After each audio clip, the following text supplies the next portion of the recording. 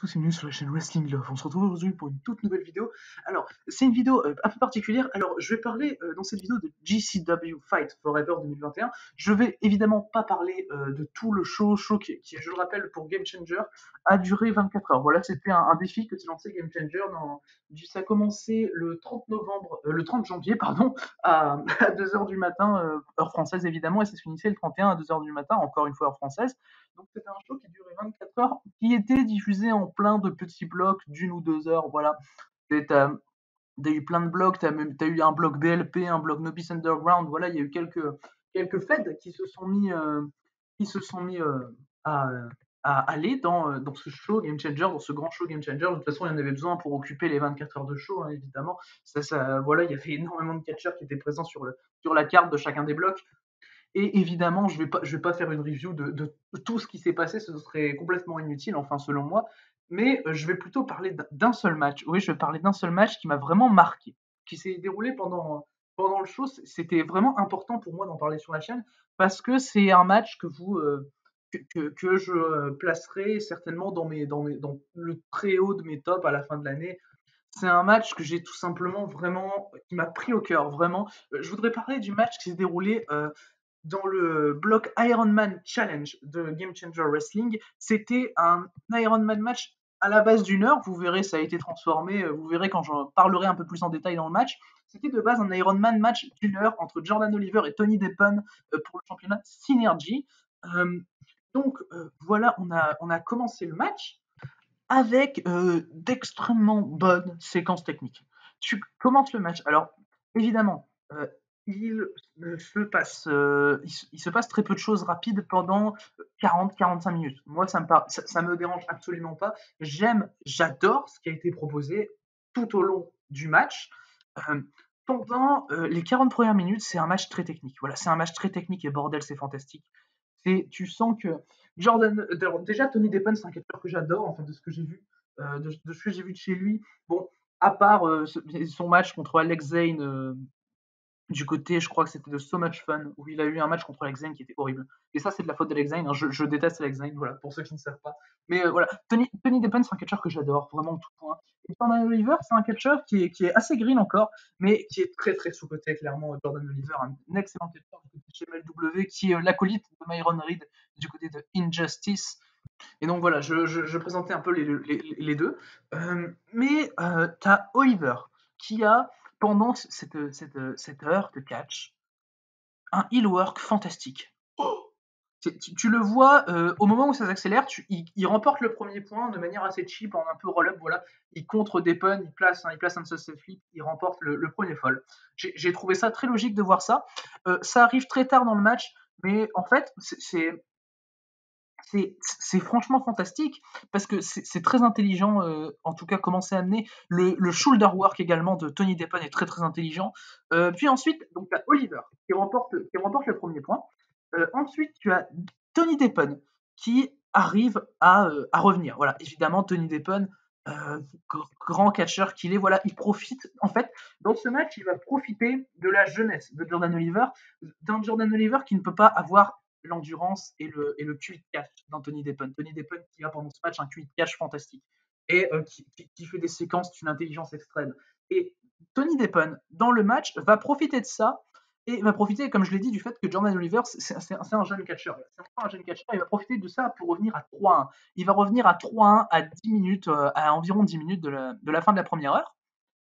Et il revient à 3-1, donc, et Jordan Oliver, à un moment, il se dit merde, il se passe un truc. Il change complètement d'attitude, Jordan Oliver. Il arrête d'être très arrogant. Tu sens qu'il sait que son arrogance ne va pas le sauver. En fait, tu sens qu'il sait que son arrogance ne va pas le sauver. Et moi, je trouve ça fantastique, ce changement de comportement comme ça d'un seul coup de la part de Jordan Oliver. C'est juste un storytelling parfait là, à ce moment-là. Et wow, tu vois ça et tu vois Jordan Oliver faire tout pour revenir et réussir à revenir à 3-3 avant la fin de l'heure. Tu te dis, mais quel mec, ce mec. En matière de character work, en matière de passer du heel au face, Et ça prépare bien ce qui va se passer après d'ailleurs. Cette fin avec Oliver qui revient à 3-3 en étant moins arrogant, ça prépare très très bien ce qui va se passer après cette heure de catch. Et il revient du coup à 3-3 et son attitude a changé aussi, ça a été marqué par... il utilise en fait des moves de Rick Martel. Rick Martel qui est l'influence un peu de catch de Jordan Oliver dans son entraînement, tout ça. Et il fait notamment plusieurs fois son Boston Crab, que je trouve parfaitement bien exécuté d'ailleurs.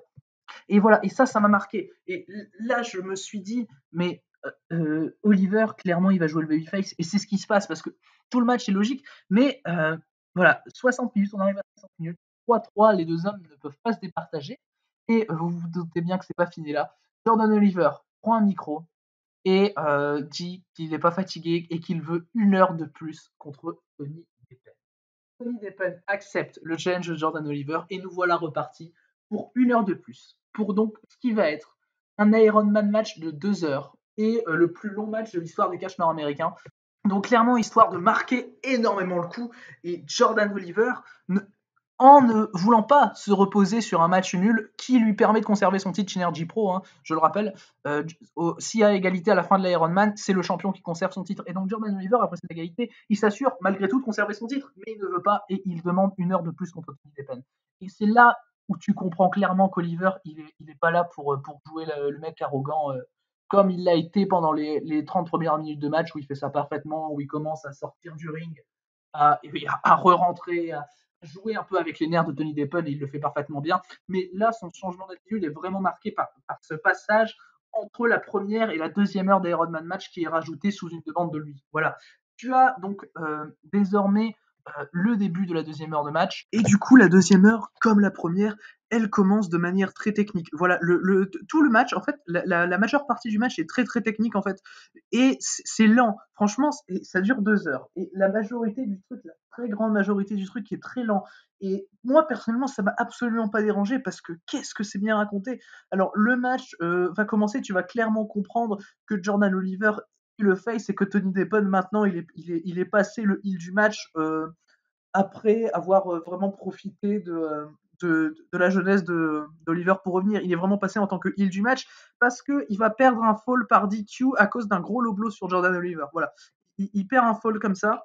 Et moi, j'ai trouvé ça super. Après, tu vas avoir de grosses séquences en dehors du ring. Tu vas avoir Tony Deppen qui va faire passer Oliver à travers une porte pour bien montrer encore plus que Deppen est l'huile du match. Et moi, j'ai adoré. Tu as des séquences, mais fantastiques.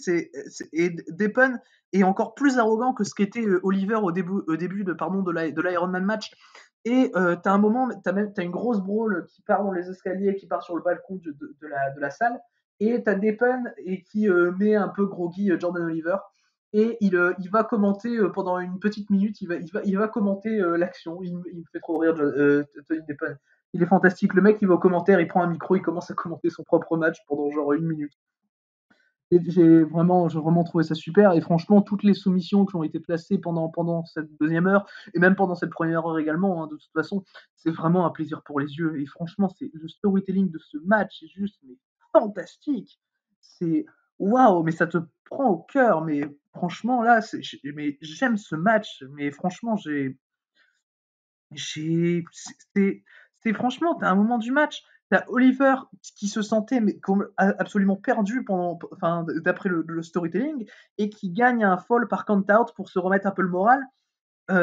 C'est après Deppen, il montre qu'il est encore plus arrogant, il regagne un fall avec un low blow sans que l'arbitre le voit. Cette fois, Deppen est en plus ultra intelligent parce que le premier low blow qui passe, il se prend la DQ et le deuxième, il arrive à gagner le truc avec. Et je trouve ça un fantastique. Et, Oliver, pardon, il montre une passion, une détermination dans son catch qui est insane.